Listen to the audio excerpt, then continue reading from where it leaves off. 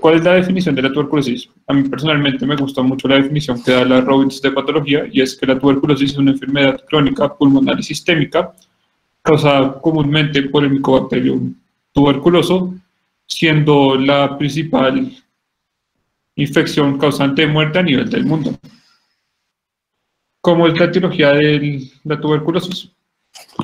El complejo Mycobacterium tuberculosis comprende 5 micobacterias infinitamente relacionadas, llamadas la del Mycobacterium tuberculosis, el Mycobacterium bovis, el Mycobacterium africanum, el Mycobacterium mycoti y el Mycobacterium sedati, siendo el Mycobacterium tuberculosis la causa más importante de la enfermedad tuberculosa en los seres humanos. Los bacilos tuberculosis son bacilos curvos, débilmente gram positivos, pleomorfos, inmóviles y no explorados. Tienden a medir de 1 a 5 micrómetros de longitud y típicamente son esbeltos y ligeramente curvilíneos. Un dato característico de todas las micobacterias es que son ácido-ácidos resistentes, los cuales no se permiten teñir con la tinción de Gram tradicional y tengo que usar tinciones especiales, ácido-alcohol, como eso es el Sieg-Nielsen. Bien, la epidemiología. Para hablar rápidamente de la epidemiología, tenemos que en 2019 se dio una incidencia de 10.000 personas, las cuales contagiaron tuberculosis, de las cuales 1.2 millones de las personas eran población pediátrica. Adicionalmente se reportaron 1.2 millones de muertes en 2019, de los cuales 250.000 eran población pediátrica. En Colombia se reportaron 14.286 casos, con una tasa de incidencia del 27.3% de 10.000 habitantes, de los cuales del 2.8%, siendo 400 casos, eran población pediátrica. La tasa preliminar de mortalidad en el país para el 2019 fue de 2.1 habitantes por cada 100.000 habitantes. Bien, toca entender primero los 3 estadios de la enfermedad. La exposición va a ser un paciente o un niño el cual ya ha tenido contacto significativo con tuberculosis, sea por convivir con un adulto o un adolescente el cual tenga diagnosticada tuberculosis, en la cual se le van a pedir pruebas como la de tuberculina cutánea y esta va a ser negativa. Adicionalmente, no va a presentar síntomas clínicos ni radiológicos que nos puedan explicar la enfermedad. La segunda va a ser la infección. Esta se produce cuando un individuo ha tenido contacto con la tuberculosis, y esta, a diferencia del paciente que va a tener exposición, va a presentar pruebas de tuberculina positiva, pero no va a presentar los síntomas clínicos ni síntomas radiológicos. Es importante agregar que un paciente el cual tenga exposición no significa que no tenga la enfermedad, ya que esta tiende a tener mucho tiempo de evolución y se demora aproximadamente 3 semanas. Yo cuando leí la fisiopatología profundizo un poco más de eso, en que la prueba prueba cutánea de tuberculina sea positiva. Ya se va a hablar de una enfermedad tuberculosa cuando el paciente, además de presentar las pruebas positivas, va a presentar factores clínicos y radiológicos, los cuales nos pueden guiar hacia el diagnóstico de tuberculosis. Vamos a ver que principalmente la transmisión va a ser de vía aérea, de adulto o de adolescente a niño. Es muy baja o muy poco probabilidad de que el contacto sea de niño a niño. ¿Por qué? Porque cuando un niño va a toser, no va a tener la suficiente fuerza para sacar el Mycobacterium de los pulmones y poder así contagiar a las personas de su edad. Es mucho más probable que se haya dado, como dije previamente, por un adulto o un adolescente con el cual el niño conviva frecuentemente. Adicionalmente, se ha hablado de que el Mycobacterium bovis, otro causante de la Mycobacterium de la tuberculosis, se asocia a tomar leche no pasteurizada y va a generar síntomas en el sistema gastrointestinal. Bien, vamos a hablar de la fisiopatología. ¿Qué va a pasar? El Mycobacterium tuberculoso va a llegar a los alvéolos pulmonares, donde va a interactuar con los macrófagos desactivados mediante la unión de manosa y el receptor CD3. Este va a ser fagocitado y va a entrar dentro del fagosoma. ¿Qué va a hacer el Mycobacterium tuberculoso? El Mycobacterium tuberculoso va a inhibir las funciones del fagosoma, inhibiendo la producción de ROS y disminuyendo la acidez del pH. ¿Qué va a pasar? El bacilo microbioloso va a empezar a multiplicarse dentro del macrófago. Este macrófago posteriormente pues, se va a alisar, el Mycobacterium va a salir y va a infectar más macrófagos. Alrededor de 3 semanas, el macrófago va a ser capaz, mediante receptores MHC, de activar la respuesta inmunitaria T celular mediante interleucina 2. ¿Qué respuesta se va a activar principalmente? La respuesta TH1, de la cual sus principales acciones son las bacterias intracelulares. Ya al momento de que empieza la inmunidad secundaria, vamos a ver que la prueba de tuberculina va a salir positiva. Esto se demora aproximadamente 3 semanas. ¿Qué vamos a ver? La respuesta TH1 va a reactivar los macrófagos mediante la estimulación del interferón gamma. El interferón gamma va a activar el fagocito, generando entonces que haya muerte y degradación de las Mycobacterium tuberculosos. ¿Qué va a pasar? Esto va a generar entonces que haya una cadena de citoquinas, las cuales van a producir un granuloma. ¿Qué vamos a ver? ¿Cómo se va a producir este granuloma? Al momento de que las células dendríticas activen los CD4, los cuales se van a diferenciar en CD4T, los cuales estimularán en los linfocitos T, como ya les dije previamente, y estimulan los macrófagos. Adicionalmente, se van a estimular los linfocitos T de memoria, los linfocitos citotóxicos y los linfocitos de memoria. Estos van a generar dos funciones. Pues esto va a generar entonces una cascada de citocinas, los cuales van a formar un granuloma en donde se vio la lisis de los macrófagos y donde estaban hasta el Mycobacterium tuberculosis. Esto se va a llamar el centro caseoso y se va a llamar necrosis caseosa. ¿Por qué se llama necrosis caseosa? Porque al momento de verla en patología parece queso crema. ¿Qué esto va a estar formado el granuloma? ¿Qué va a tratar de hacer el granuloma? Va a tratar de contener la infección en ese punto.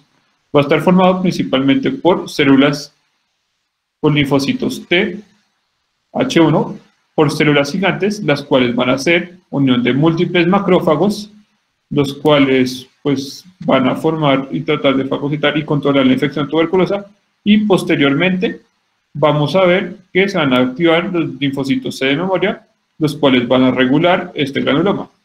¿Qué puede pasar? Como vemos acá la cosa, este granuloma se puede desactivar. ¿Por qué? Se puede dar por dos factores, o porque el paciente esté cursando algún tipo de inmunosupresión, sea por tratamiento, por una patología o por el VIH, o se puede dar por una desregulación en la cadena inmune de algún tipo genético que sobreestimule los linfocitos T reguladores, lo que vaya a que haya una supresión de la respuesta TH1, lo que va a hacer que se suprima el granuloma y el bacilo pueda escapar del granuloma. ¿Qué más se puede pasar?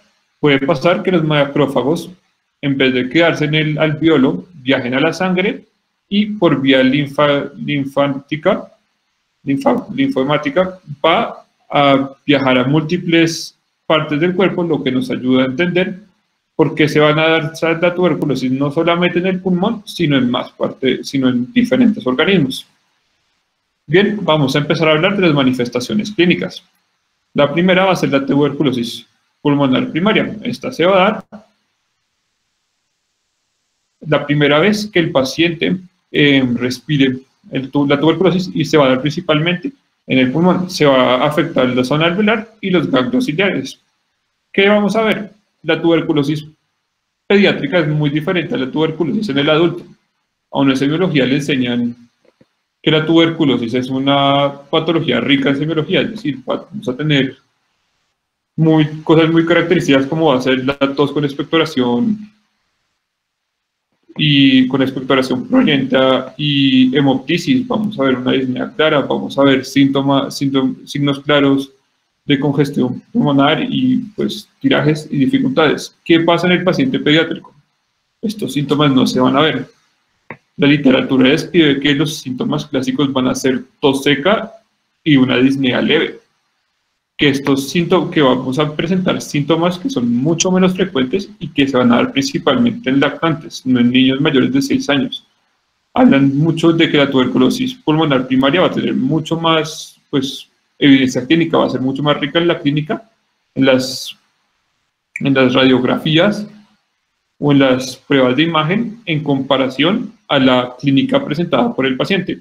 De los menos frecuentes y que se ven principalmente en los lactantes, vamos a ver que el paciente va a presentar fiebre, sudores nocturnos, anorexia, astenia y adinamia. Y si son síntomas más graves, vamos a ver que el paciente tiene una dificultad para el aumento de peso y un síndrome de retraso en el crecimiento.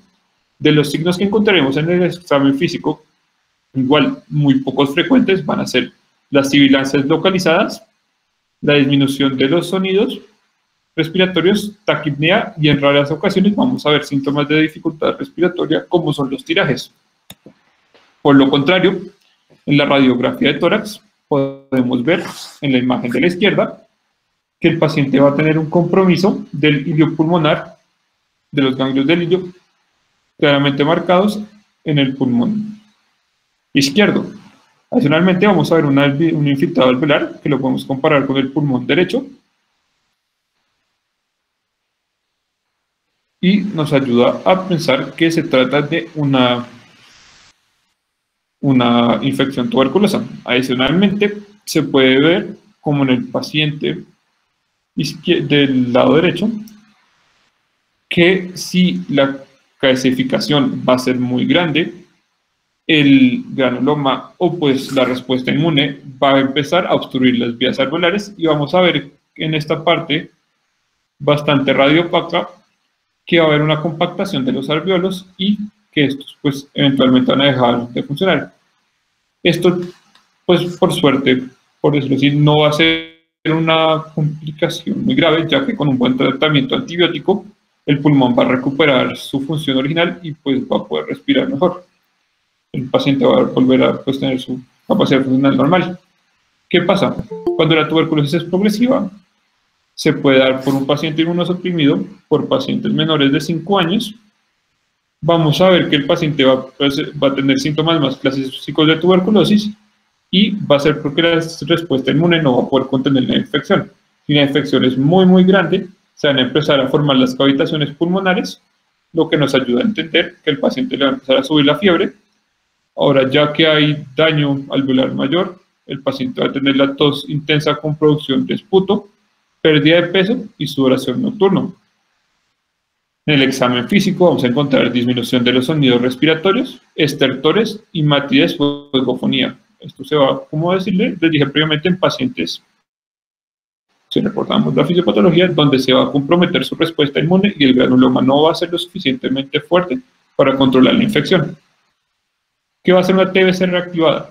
Se asocia primero principalmente a pacientes que tuvieron sus primeros casos de tuberculosis durante los 7 u 8 años, según ensayos clínicos.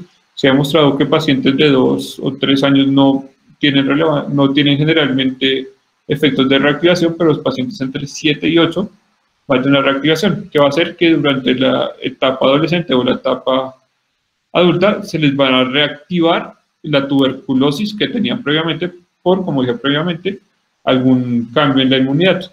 ¿Qué va a pasar en los pacientes que tienen esta tuberculosis reactivada? Van a presentar fiebre, anorexia, malestar general, sudoración nocturna, tos productiva, hemoptisis y dolor torácico. Y, curiosamente, en el examen físico vamos a ver que es muy curioso, el paciente no va a presentar signos específicos. ¿Cuál es la siguiente complicación? Vamos a ver un paciente con derrame pleural.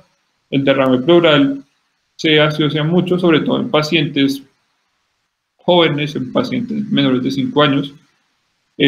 La Nelson de Pediatría decía que hay incluso clínicos que dicen que el derrame pleural es parte de la infección primaria de los pacientes menores a 5 años. Acá podemos ver una radiografía de tórax, en donde el pulmón derecho va a estar comprometido. Este se va a asociar a fiebre baja, a disnea, a dolor torácico de inspiración profunda y a disminución del murmullo vesicular. Posteriormente vamos a tener la tuberculosis miliar. La tuberculosis miliar suele ser una complicación a la infección primaria, se produce 2 a 4 veces después de la infección inicial, aunque esta forma de enfermedad es más frecuente en lactantes y niños pequeños. También se encuentra en adolescentes y adultos mayores y se debe a la ruptura de lesiones pulmonares primaria hasta encontrar cicatrización. Las manifestaciones clínicas en torno a la tuberculosis miliar son proteicas y dependen del número de microorganismos diseminados y de los lugares donde se alojen. Las lesiones con frecuencia son más grandes y numerosas en los pulmones, el vaso y el hígado y la médula ósea que en otros órganos, puesto que esta forma de tuberculosis es más habitual en lactantes, pacientes desnutridos o inmunocomprometidos. Esta va a tener 3 fases. La fase inicial nos va a mostrar signos muy inespecíficos, como va a ser la anorexia, la pérdida de peso y la fiebre baja. Como la tuberculosis se va a dispersar por todo el cuerpo, vamos a ver una fase intermedia donde vamos a ver que el paciente va a tener linfadenopatías generalizadas, hepatoesplenomegalia y hepatomegalia. Después, la fase tardía de la enfermedad, vamos a empezar a ver los síntomas clínicos pulmonares. Vamos a ver una disnea, tos, estertores o sibilancias en la auscultación, un síndrome de bloqueo alveolar que se va a presentar por disnea, hipoxia, neumotoras o neumomediastino. Los signos y síntomas de la meningitis, de los cuales hablaré más adelante, el principal siendo la cefalea crónica o recurrente. Cuando hay dolor o hipersensibilidad abdominal, se puede empezar una peritonitis tuberculosa y vamos a ver lesiones cutáneas que van a ser pápulas necróticas, nódulos o púrpura. Es importante entender que, pues como dije ahorita, que estos síntomas van a depender de la carga de Mycobacterium que ha sido expandida hacia el cuerpo. Es decir, puede que unos síntomas se expresen y otros síntomas no se expresen. Va a depender de dónde afecte, de dónde viaje el Mycobacterium y qué carga va a generar este sobre los diferentes puntos. Bien, acá podemos ver una radiografía de tórax en un paciente pediátrico que va a cursar por una tuberculosis miliar. Vamos a ver lesiones de aproximadamente 1 a 2 milímetros que van a comprometer todo el parénquima pulmonar, generalmente de ambos. Generalmente, pues con ayuda de la semiología podemos ir a pensar en que el paciente tenga la tuberculosis miliar. Vamos a hablar de una enfermedad ganglionar. Existe afectación de los ganglios amigdalinos, cervicales, anteriores, submandibulares y subclaviculares. Va a ser secundaria la exposición de una lesión primaria en campos pulmonares o superiores o del abdomen. Al momento de describirlos patológicamente, van a ser ganglios firmes, pero no duros, pequeños e indoloros, muchas veces van a afectar los tejidos subyacentes o supracentes. Al momento de tratarlos, estos tienden a desaparecer. Estos pueden tender a desaparecer solos o pueden complicarse formando tejido necrótico. Por eso es recomendado siempre tratarlos. La forma de diagnosticarlos es más sencilla cuando el paciente o cuando la familia tiene un buen nexo epidemiológico, es mediante biopsia por aguja fina. Bien, vamos a ver que la tuberculosis en el sistema nervioso central, siendo la meningitis la primera causa oral y va a ser la principal causa de muerte en el paciente pediátrico. El pulmón va a generar del pulmón por vías linfohematológicas, va a viajar el Mycobacterium al espacio subaracnoideo. Acá va a generar un exudado gelatinoso, el cual va a fomentar la inflamación, la obstrucción y el infarto de la corteza cerebral. Este exudado va a afectar el líquido, va a aumentar la producción de líquido cefalorraquídeo y va a fomentar que haya hidrocefalia y edema cerebral.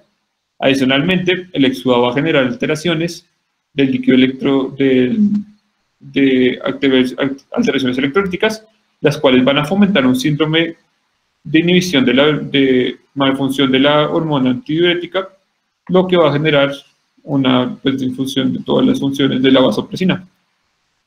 Estos tres componentes juntos van a generar entonces los síntomas de meningitis, que van a ser la hidrocefalia, el edema cerebral y el infarto de la corteza cerebral y el infarto focalizado de la corteza cerebral. Vamos a ver que la tuberculosis meningia va a cursar por tres fases, siendo la primera fase síntomas muy inespecíficos como van a ser fiebre, cefalea, irritabilidad, somnolencia y malestar general. La segunda fase vamos a ver manifestaciones meningias o manifestaciones encefálicas.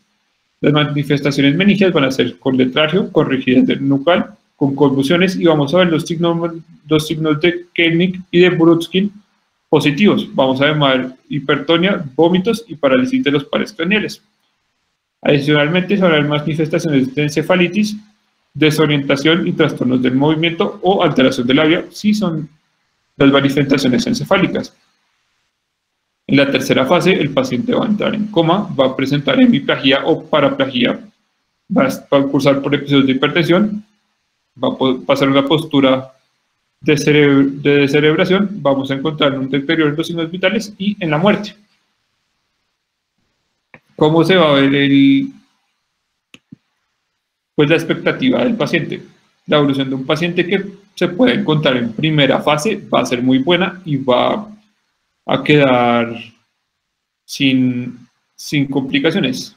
Por lo contrario, si un paciente es tomado en la segunda o la tercera fase, puede que sufra secuelas permanentes como puede ser la ceguera, la sordera, la paraplegia, una diabetes insípida o el retraso mental. Y el pronóstico de los niños tiende a ser peor que el pronóstico de los adultos, siendo, como ya dije, la principal causa de muerte de pacientes con tuberculosis en esta edad. Para hablar un poco de la semiología, el signo de Burkitt se va a dar, de Budd-Sinking, perdón, se va a dar cuando uno le levanta la cabeza al paciente, por la rigidez nucal, va a levantar los miembros inferiores, como vemos acá en la imagen. Por lo contrario, el signo de Kernig va a ser el paciente acostado a 90 grados, y al momento en el que uno le levante la pierna, el paciente no va a ser capaz de extenderla, sino vamos a ver siempre el doblez, y esto también va a ser causado por la rigidez nucal. La postura de descerebración, la cual se puede ver en la fase crónica, se va a dar, como podemos ver en la imagen de acá, va a ser un paciente totalmente extendido, con los dedos de los pies en esta forma, con extensión hacia arriba. Ayuda a pensar en que hay una disociación entre una lesión en el tallo cerebral, generalmente cuando se habla de semiología neurológica. El diagnóstico va a ser por toma y cultivo de líquido cefalorraquídeo. En el líquido cefalorraquídeo vamos a ver leucocitos, principalmente entre 10 y 500 células por microlitro, una glucosa entre 40 y 20, y vamos a ver un aumento de proteínas entre 4.000 y 5.000 mililitros sobre decilitro. Se va a pedir una tinción especial para ácido alcohol resistente, y se va a tomar una muestra de 5 a 10 mililitros, donde se puede ver, donde se le va a pedir una PCR, una prueba de ADN y un cultivo en líquido. Es importante agregar que los cultivos en estas pruebas van a ser solamente positivos en el 50% de los pacientes, y que si uno toma menos de los 5 a 10 milímetros, es muy probable que ni con tinción ni con el cultivo uno pueda tener presencia de los bacilos, ya que estos se van a encontrar principalmente en la zona de los vesículos, y no se van a encontrar en la parte de la cola de caballo, pues donde principalmente se toma la muestra. La imagen diagnóstica va a ser otra forma de ayudarnos. La resonancia magnética y la tomografía axial computarizada van a ser las dos principales pruebas. Vamos a ver entonces que el paciente va a cursar por aumento de la presencia del líquido cefalorraquídeo, se va a ver expandido en las tomas de la tomografía, y este va a ser el indicio que nos puede ayudar a pensar en que es un diagnóstico, además de que tenga un nexo epidemiológico. Las pruebas del líquido cefalorraquídeo para pensar que puede ser una meningitis causada por Mycobacterium tuberculosis. El tuberculoma va a ser una masa que generalmente se va a ubicar en la región infratentorial. Va a presentarse con cefalea, fiebre, hallazgos neurológicos focales y convulsiones. La literatura descubre que este puede ser uno de los principales tumores en ciertas zonas epidemiológicas, en los pacientes, masas cerebrales, en los pacientes de esta edad, no en América, pero sí se ha descrito en otras partes.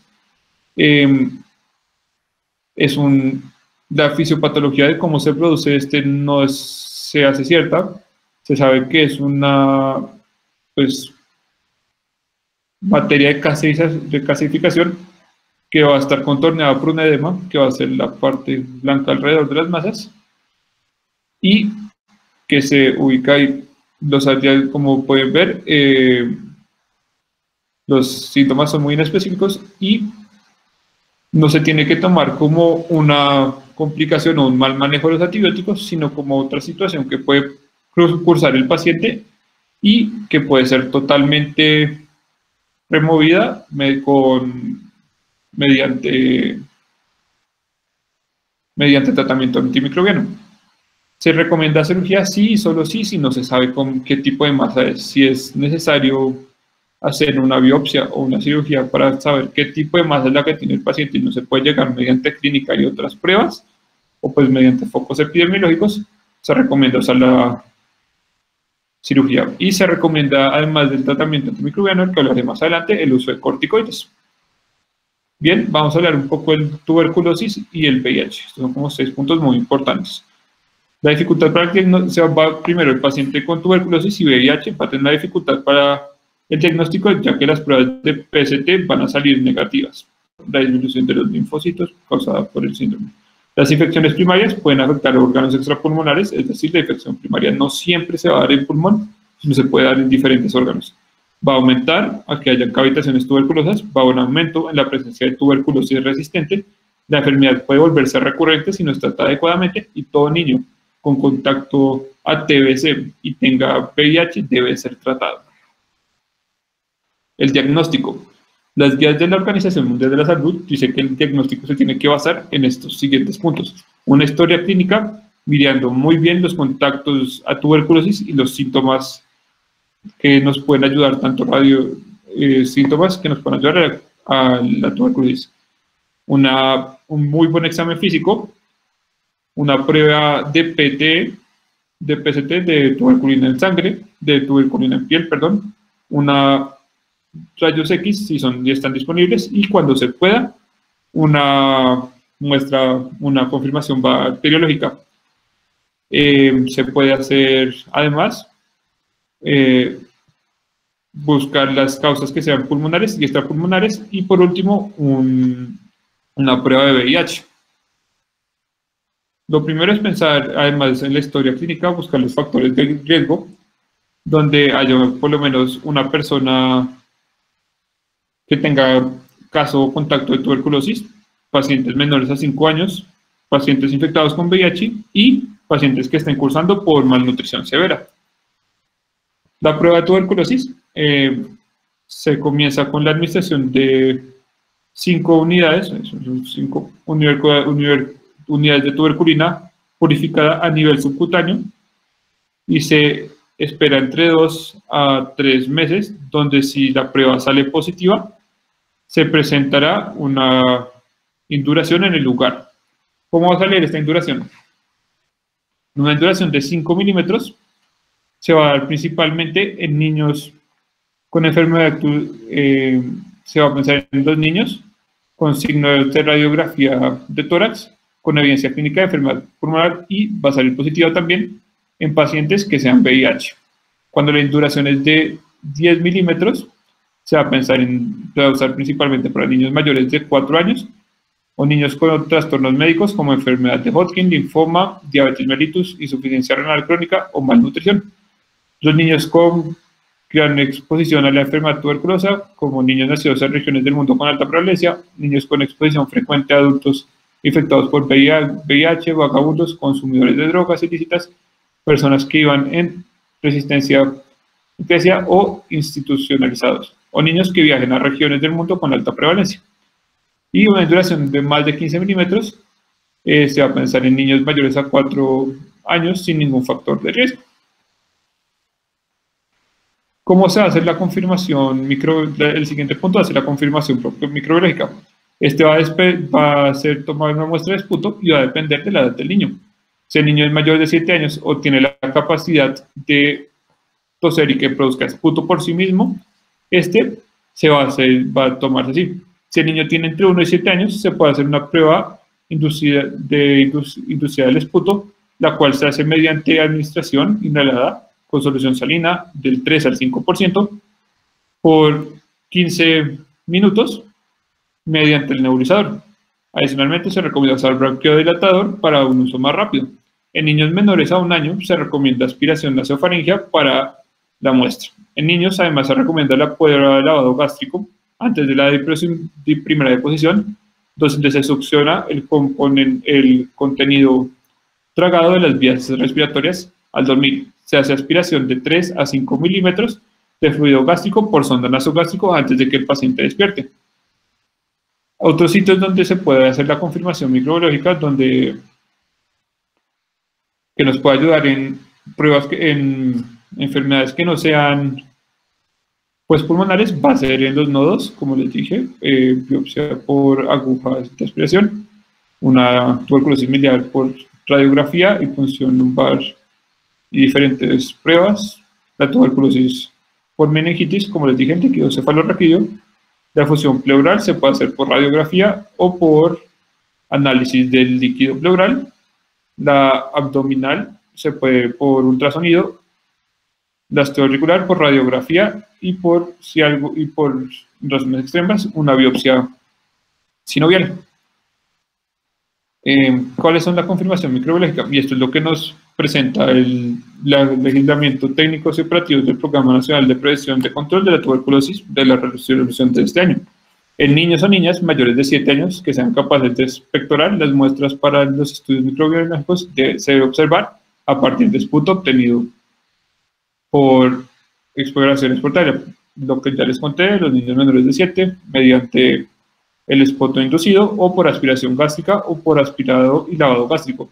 Producido, se recomienda usar 2 especímenes diferentes, es decir, esputo y lavado gástrico, o 2 pruebas de esputo, 2 pruebas de lavado gástrico, y se debe priorizar la prueba molecular como técnica diagnóstica. En los niños, dada su mayor sensibilidad, la prueba molecular y el cultivo líquido deben ser realizados de cada uno de los especímenes tomados. Los siguientes atributos se brindan para mejorar el rendimiento y el diagnóstico de la tuberculosis infantil.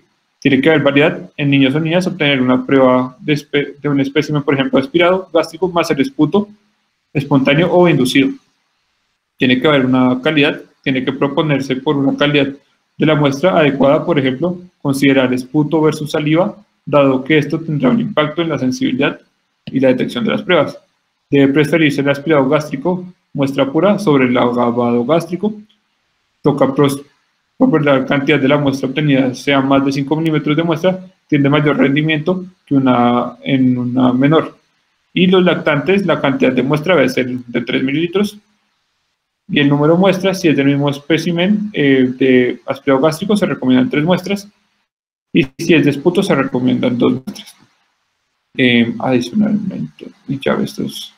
Entonces, ¿qué va a pasar? Estos esputos o este lavado gástrico va a pasar por 2 diferentes opciones, siendo la primera la prueba molecular. La prueba molecular es un PCR que detecta secuencias de ADN específicas para el complejo de Mycobacterium tuberculosis, al igual de mutaciones que permitan identificar la resistencia a la rifampicina.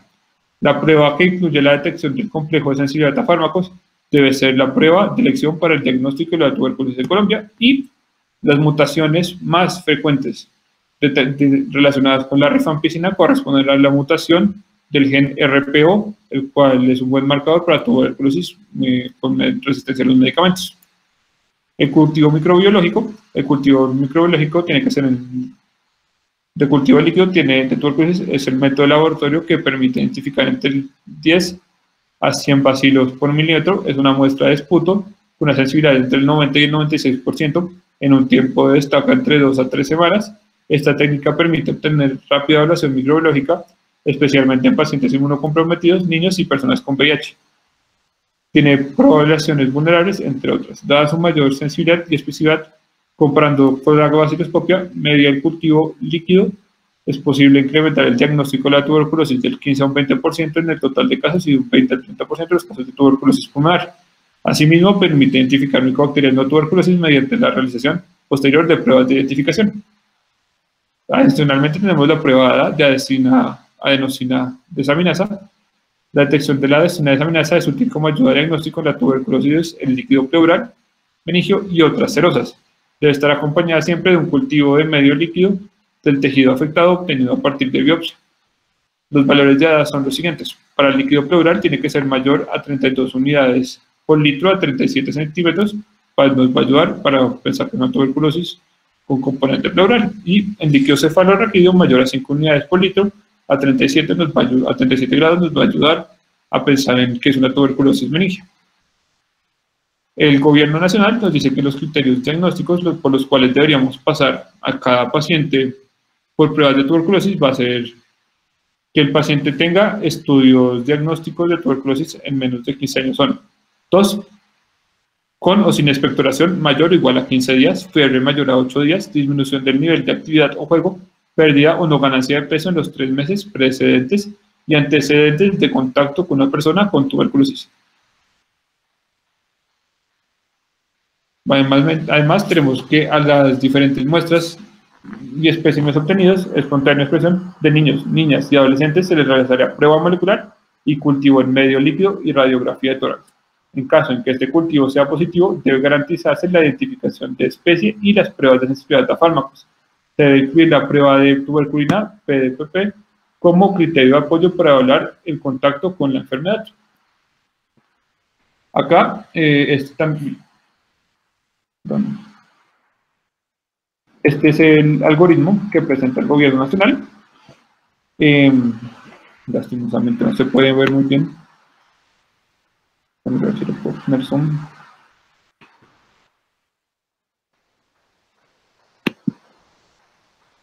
No, no se puede poner zoom solamente.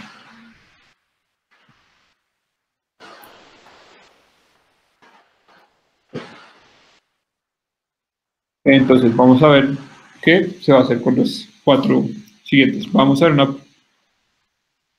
una prueba molecular rápida hecha en el líquido, o sea, en la prueba haciendo el esputo, el líquido cefalorraquídeo, etcétera, de las cuales, si sale positivo, vamos a ver si la tuberculosis es sensible a la rifampicina o no. Si es sensible a la rifampicina, se inicia tratamiento común, y si no es sensible a la rifampicina, se espera a que salga el cultivo, y en el cultivo nos van a decir si el paciente es sensible, si no es sensible, o si hay resistencia a múltiples fármacos, que no sea solamente la rifampicina, como puede ser la isoniazida.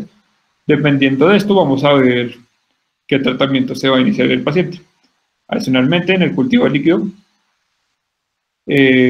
se sale este positivo, se realizan pruebas de detección si hay sensibilidad o no sensibilidad, y se inicia terapia tradicional. Si sale negativo, se recomienda hablar otras pruebas diagnósticas, como hacer la de molécula rápida, la radiografía de tórax y la prueba de tuberculina. Si la radiografía de tórax sale alterada, pues se asocia a las demás pruebas, y si no, pues también se asocia a las diferentes pruebas. Por último, la prueba de tuberculina, si sale positiva, pues se compara con la radiografía de tórax y con los síntomas clínicos, y nos ayuda pues a clarificar el estadio de la enfermedad, si el paciente pues está infectado o está con la enfermedad de tuberculosis. Si el paciente tiene menos de 5, pues no tiene los criterios para la prueba de tuberculina, toca comparar con otras pruebas. Si las pruebas también salen negativas y el paciente sigue presentando síntomas, toca pensar en otro diagnóstico. El tratamiento en todas partes va a ser, acá les muestro tanto el gobierno nacional como las guías de manejo de la Organización Mundial de la Salud. Se va a hacer con rifampicina, isoniazida, piracetamida y etambutol. Acá están las dosis en el paciente pediátrico y igual. ¿Qué más? Adicionalmente, vamos que cada uno va a tener en dosis diaria de máximo 20 miligramos kilogramo y en dosis a la semana, y esto va a depender del plan de manejo que uno le va a dar al paciente. Las principales reacciones adversas, las dosis máximas y las dosis por diaria y 2 veces a la semana. Es importante que se aprendan, pues, que estudien las letras con las que se van a clasificar los medicamentos, como la rifampicina va a ser la R, la isoniazida va a ser la H, la piracetamida va a ser la Z y el etambutol va a ser la E. ¿Cómo se va a recomendar, o pues cómo recomienda la OMS el tratamiento para el paciente con tuberculosis? En zonas con baja prevalencia de VIH en paciente pediátrico y con baja prevalencia de resistencia isoniazida, se recomienda para el paciente que tenga enfermedad tuberculosa primaria o enfermedad ganglionar. Se va a presentar una primera fase de 2 meses con isoniazida, rifampicina y piracetamida, y se va a completar con diarios, una dosis diaria, y se va a completar con 4 meses con isoniazida y rifampicina, que se va a dar cada 2 semanas, como las dosis que presenta acá la gráfica. Además, si el paciente ya pesa más de 25 kilogramos, ya se le pueden empezar a dar dosis de adultos. Cuando el paciente presenta una enfermedad pulmonar grave, una positiva pulmonar y una enfermedad pulmonar extrapulmonar, que no sea meningitis o osteoporosis, se va a dar un tratamiento de 2 meses con los 4, con isoniazida, rifampicina, piracetamida y etambutol, y se va a terminar con 4 meses de isoniazida y rifampicina cada 2 semanas. En el paciente que tenga una alta prevalencia de VIH o que haya una prevalencia a la resistencia a la isoniazida, se recomienda entonces un tratamiento igual que el anterior de 2 meses de isoniazida, rifampicina, piracetamida y etambutol, con 4 meses con intervalos de cada 2 semanas de isoniazida y rifampicina. Que es importante tener en cuenta acá que este tratamiento no solamente depende del paciente, sino también del servicio de salud. El servicio de salud tiene que estar constantemente llamando y hablando con los pacientes para ver que estos estén cumpliendo sus tratamientos. ¿Qué vamos a ver? Que el paciente va entonces que se tiene que ir haciendo un control muy estricto, llamando todas las veces si se va a dar cada 2 semanas el tratamiento, estar muy juiciosos, confirmando que el paciente se esté tomando muy bien sus medicamentos. Cuando el paciente va a pasar por una afectación meningia osteoauricular, se recomienda además iniciar tratamiento de 2 meses con los 4 y 10 meses con isoniazida y rifampicina. Cuando vamos a decir que un tratamiento no fue el adecuado, cuando el paciente dure más de 1 mes sin tomarse sus medicamentos. Si el paciente dura más de 1 mes sin tomarse los medicamentos, va a tocar volver a empezar desde cero y desde el parámetro de los 4 medicamentos en los primeros 2 meses. ¿Qué más? Si a los 6 meses uno le hace una prueba en esputo y vuelve a salir que esta sale positiva para bacilos, toca adicionarle otros 3 meses al tratamiento. Adicionalmente, como les decía, se pueden usar corticosteroides en la meningitis tuberculosa y en el derrame pleural. Se recomienda la prednisolona de 1 a 2 miligramos kilogramo día en una o dos dosis fraccionadas durante 4 a 6 semanas y después de las 6 semanas se va a una suspensión gradual. Se recomienda, como dije, meningitis tuberculosa y derrame pleural tuberculoso. ¿Qué más toca hacer cuando un paciente está en estado de infección o de tuberculosis latente? Hay 6 razones por las que se debe tener en cuenta esto. Los lactantes y los niños menores de 5 años de edad con ITB se han infectado recientemente. Los riesgos de la progresión de la enfermedad es elevado. Los lactantes con infección por tuberculosis sin tratamiento tienen una posibilidad de hasta el 40% de desarrollar una enfermedad tuberculosa grave. El riesgo de progresión disminuye gradualmente a lo largo de la infancia hasta la adolescencia cuando el riesgo aumenta. Y los lactantes y los niños muy pequeños tienen más probabilidad de padecer formas graves de la tuberculosis como meningitis y enfermedad diseminada, y los niños con ITB están sometidos a riesgos de desarrollar enfermedad durante más años que los adultos. Entonces, ¿qué toca hacer? Toca empezar un inicio de profilaxis. ¿Cómo se puede dar esta profilaxis? Recordemos que es que un paciente tenga pues, la infección por tuberculosis. Si es un paciente que tuvo contacto con tuberculosis, que tenga pruebas de tuberculina subcutánea positiva, pero que no vaya a presentar ni síntomas clínicos ni síntomas radiológicos. Se recomiendan estos 4 espectros. La primera es la isoniazida durante 6 a 9 meses, diaria o 2 veces por semana, bajo control del Servicio de Salud. Los europeos recomiendan esta, que es la rifampicina e isoniazida diarias durante 3 meses. En Estados Unidos usan principalmente la rifampicina durante 4 a 6 meses. O la otra esquema que se ha propuesto es la rifampicina con isoniazida una vez a la semana con un total de 12 dosis. La profilaxis de ventana se va a dar en pacientes menores de 5 años que aún así tengan un resultado negativo de tuberculina cutánea o de interferón. Se les va a dar isoniazida por 2 meses. A las 8 semanas se les va a pedir una prueba confirmatoria de cutánea tuberculosis. Si esta sale positiva, se considera que el paciente tiene una infección tuberculosa y se complementa el tratamiento con 9 meses. O sea, si lleva 3 meses con isoniazida, se completan los otros 6. Si el paciente vuelve a salir negativo y no presenta signos y síntomas, no puede decir, perfecto, el paciente no está infectado con tuberculosis y detiene el tratamiento con isoniazida en la profilaxis de ventana. La resistencia se puede medir por pruebas moleculares, pero esta tiene que ser confirmada con antibiograma. Si se tiene que especificar el tratamiento, y es importante especificar el tratamiento para cada paciente. La OMS recomienda lo siguiente: un tratamiento de 9 meses con rifampicina, piracetamida, etambutol, suele ser adecuado para la tuberculosis resistente a isoniazida en niños. Cuando existe resistencia a isoniazida de rifampicina, la duración del tratamiento debe extenderse hasta 12 o 24 meses y no se debe emplear pautas de administración intermitente, es decir, al paciente se le tiene que dar su dosis todos los días y no cada 2 semanas.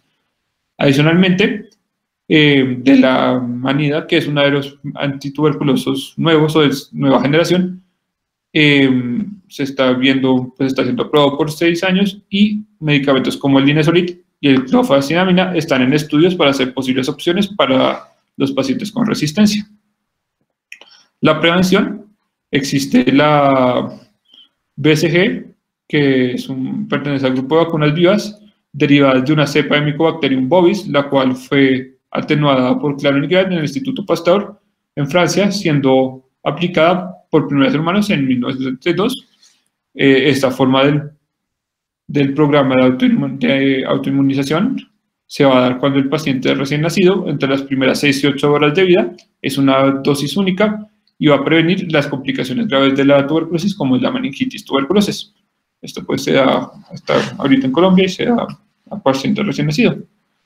Por último, el PIC recomienda, que es el artículo que recomienda el grupo de investigación, es el uso de ratas africanas gigantes para detectar la tuberculosis en el paciente pediátrico. Se retomaron 24 centros en Tanzania de tuberculosis y se vio que las ratas tuvieron una mejor un mejor criterio diagnóstico que las pruebas moleculares al momento de compararlos con cultivos. Se vio que aumentaron la prevalencia en un 60, la capacidad diagnóstica en un 67.6%. Pues, si quieren leer más, el artículo está gratis por PubMed, solo buscan el título y les aparece. Esta es la bibliografía y muchísimas gracias.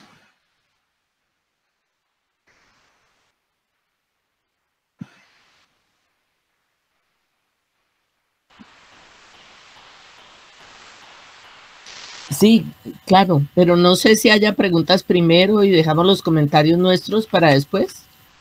No sé, como quieran.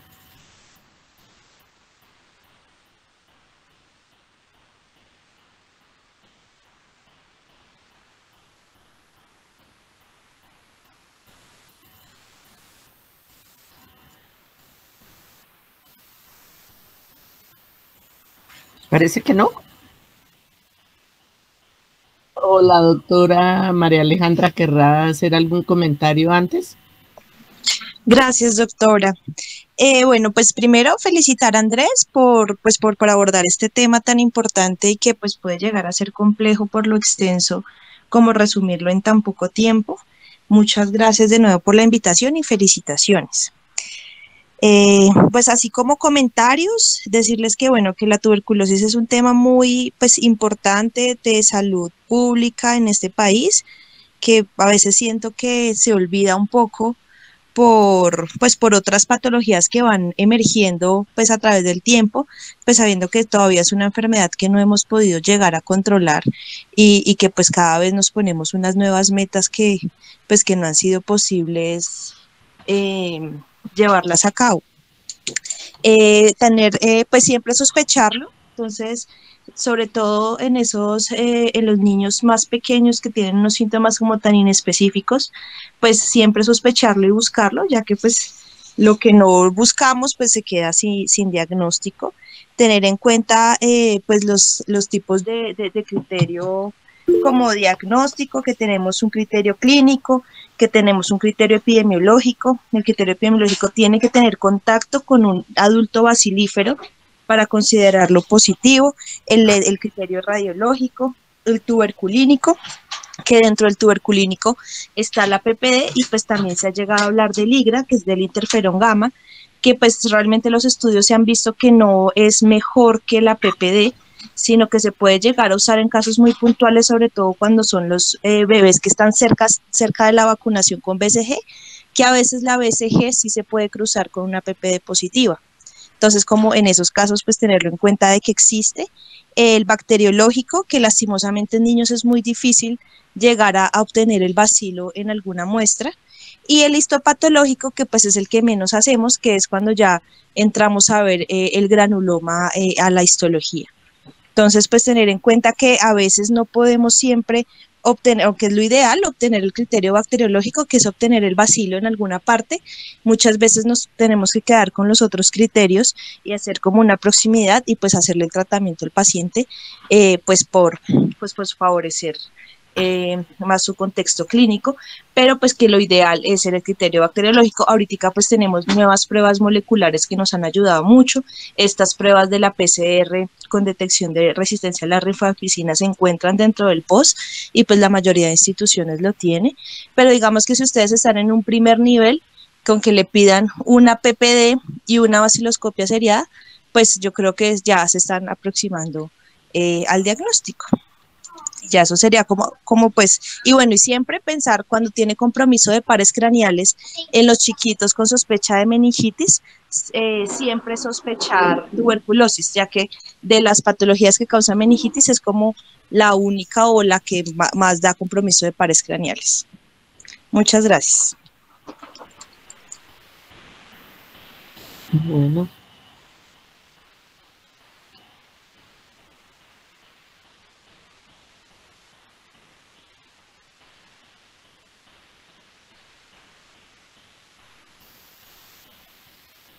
Si quieres voy contestando. Sí, debemos esperar 72 horas, aunque hay algunos artículos que dicen que menos tiempo. Pero para que aparezca después de aplicada la induración es el que es admitido digamos convencionalmente 72 horas.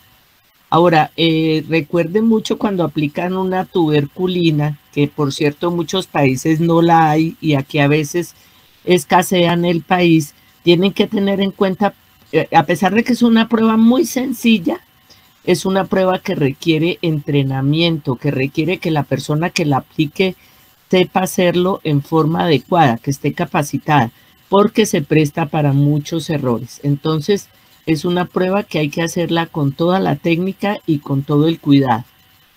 Yo, pues, no sé si que contestaba la pregunta que hizo Carolina.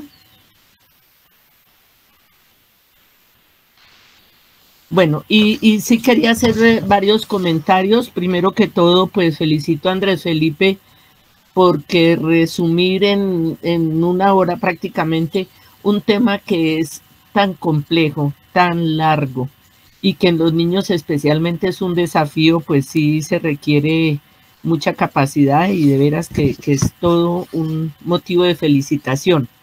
Quería comentar algunos puntos que considero que son importantes. Lo primero es que la definición que da Robbins, que es una patología donde creo que hemos estudiado muchísimas generaciones de médicos, es muy buena, pero no aplica totalmente en pediatría, porque resulta que si algo caracteriza la tuberculosis en pediatría es que puede ser aguda. Entonces hay que tener en cuenta esto porque ya lo anotaba la doctora María Alejandra, que cuando se presenta tuberculosis en pediatría lo habitual es que es porque hay un adulto bacilífero y está demostrado que la mayor posibilidad de que un niño que esté infectado llegue a hacer la enfermedad es en el primer año. Entonces no necesariamente hay que esperar como por ejemplo para una tuberculosis renal o una tuberculosis que puede ser de diferentes órganos, que pase mucho tiempo y se cronifique. Al contrario, en los niños, incluso esas etapas clásicamente descritas de la meningitis o del compromiso del sistema nervioso central, a veces en los niños se saltan y puede tener el cuadro clínico exactamente igual al de una meningitis bacteriana por bacterias comunes. Entonces, sí hay muchos contrastes que son importantes que ustedes tengan en cuenta entre la tuberculosis del adulto y el niño, que como les dije es un verdadero reto, un verdadero desafío llegar al diagnóstico. Muchas personas piensan que la tuberculosis es un problema del pasado, pero es del presente y va a seguir siendo del futuro si no colaboramos todos en que este problema se controle. De hecho, mucha gente piensa que eso es un problema del pasado, que eso ya para qué, que es como una enfermedad de la Edad Media, pero no. Al contrario, es una enfermedad desafortunadamente incluso creciente. Y si ustedes miran lo que ha sido, por ejemplo, la pandemia de COVID, la incidencia que ha tenido sobre la detección de casos en niños, pues es muy preocupante porque Andrés Felipe nos mostró claramente cómo hay informados para el año antepasado 404 casos de niños. Y resulta que el año 2020 informaron solo 202. Esto no quiere decir de ninguna manera que es que estemos mejorando mucho, sino que por el contrario se ha perdido la detección de estos niños, bien sea por las cuarentenas, porque a la gente le da miedo llevar a los niños a consulta, por las razones que ustedes quieran durante la pandemia, pero esto verdaderamente es peligroso. Ahora ustedes dirán, bueno, pero tuberculosis, ¿sí será que vamos a ver? Sí, van a ver y mucha. Y pues se espera que en los próximos 10 años puede haber hasta 1 millón de niños muertos si no hacemos lo suficiente para atenderlos en forma adecuada. Entonces, ustedes cuando vayan a hacer el rural, que ya va a ser dentro de muy poquito tiempo, se van a dar cuenta no solo de que hay tuberculosis, sino que ustedes son los que tienen que atender esos pacientes tuberculosos o los pacientes afectados por tuberculosis, perdón, que por cierto es un gusto porque son pacientes que si uno logra entrar en una comunicación fluida con ellos, permiten hacer el tratamiento. Entonces, pues otros apuntes que quería comentarles es que la transmisibilidad en los niños, de parte de los niños, no solamente es baja por lo que comentaba Andrés Felipe, que tienen poca fuerza para sacar, digamos, aerosoles con los bacilos, sino que la otra situación característica de los niños es que ellos normalmente no expectoran sino a partir de los 4 o 5 años.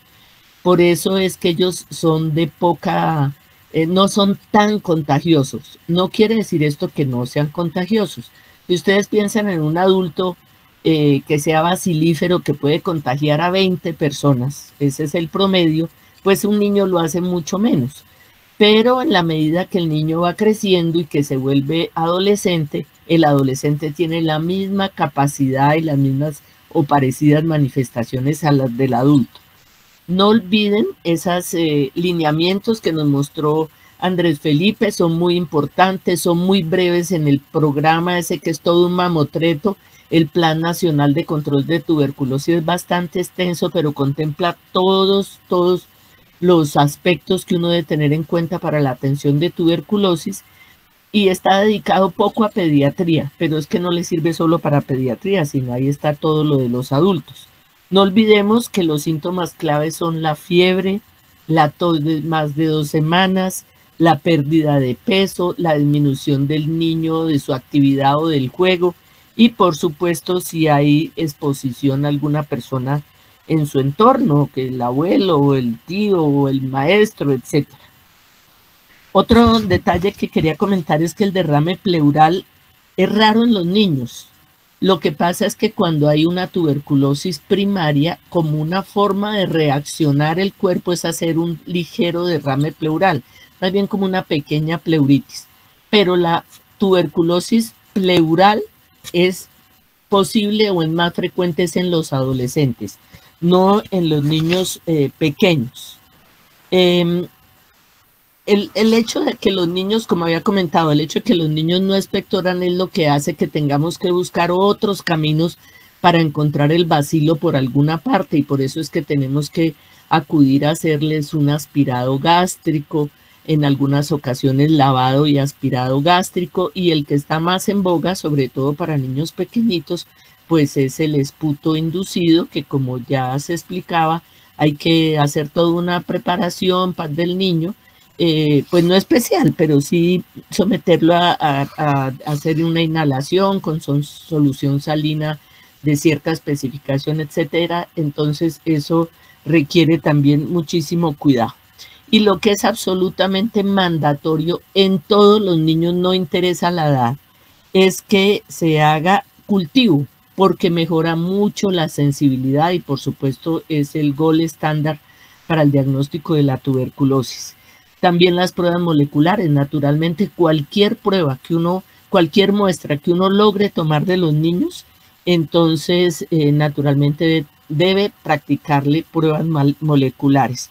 Hacerle una placa de tórax y aquí en el país se consigue ahora más fácilmente la PPD y está indicada de acuerdo con los lineamientos del Ministerio de Salud.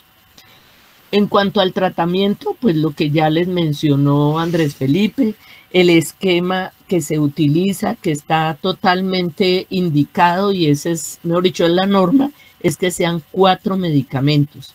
Si es una forma de linfadenitis, si es una forma pulmonar, no interesa que sea muy grave o que sea leve, debe recibir 4 medicamentos en la primera fase, los 2 primeros meses, posteriormente 4 meses para sumar 6 meses. Si el paciente tiene un compromiso meningio u osteoarticular, no osteoporosis, debe recibir hasta 1 año. Y un gran cambio que hubo con respecto a los tratamientos anteriores es que se daban 3 veces por semana. Y ahora la recomendación en Colombia es que sea diario. Ustedes dirán, pero es que aprenderse uno de esquemitas y esas cosas que es artera. No, es que les toca, muchachos, porque es lo que van a tener que hacer en el rural y por supuesto si tienen algún paciente que sea la responsabilidad de ustedes. Entonces, eso era básicamente lo que quería comentar. Tal vez agregar algo, y es que para facilitar la toma de los medicamentos en los niños, hoy en día vienen lo que se denomina las dosis fijas combinadas. Y para eso hay unas tablitas en que le indica a uno según el peso hasta los 25 kilos cuánto se debe dar de esas tabletas. Eso fue un gran avance porque es que antiguamente es que todavía existen esas presentaciones en el país. Había que darle, por ejemplo, 2 tabletas de isoniazida, una cucharada de rifampicina, de tambutol y la piracinamida, y eso sumaban como 6 o 7 cosas que son de sabor desagradable y que por supuesto el niño a veces no los quiere tomar. Entonces tocaba macerarlo, disfrazarles el sabor con compotas o con jugos, y eso pues es bastante difícil. Pero el hecho de que tengamos esa presentación ahora hace que las cosas sean muchísimo más fácil. Básicamente eso era lo que quería comentar. Me parece magnífica esta iniciativa que tiene el grupo de ustedes de revisar diferentes temas con en la compañía pues de personas que de pronto ya tenemos un poquito más de experiencia o que están tratando pacientes pues directamente. No sé si tengan preguntas o otras inquietudes.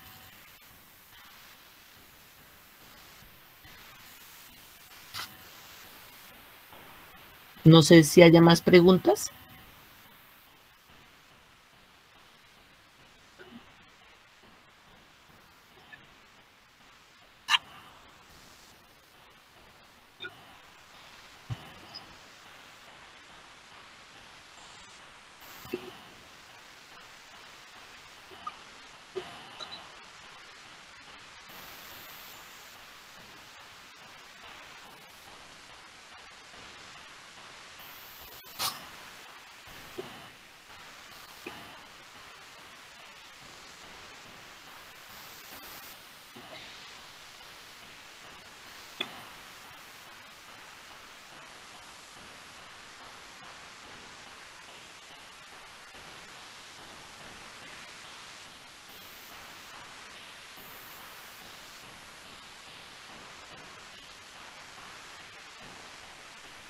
No, Juan Claro Camilo, que no hay molestia, es con todo gusto. A mí me encanta. Lo único es que me avisen con anticipación porque tengo una agenda un poquito difícil, pero con todo gusto.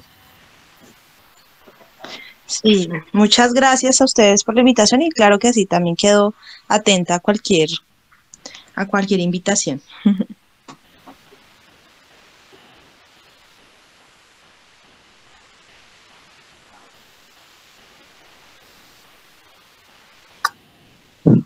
Muy bien, muchas gracias. A ver, les muestro mi cara para que sepan que yo ya soy una persona bastante mayor, pero muy entusiasta por la tuberculosis. No sé si me están viendo. Sí, doctora, ¿cómo? Bueno, esa soy yo. Listo.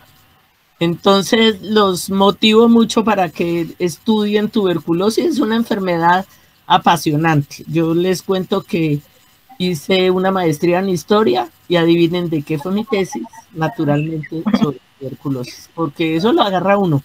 Y en Qué cuanto chévere, ustedes sí. vayan pasando pues más semestres, la universidad ofrece un curso extraordinario de un mes todos los febreros, que es sobre micobacterias de interés en medicina humana. Entonces, te lo recomiendo cuando lo puedan hacer. Un gusto.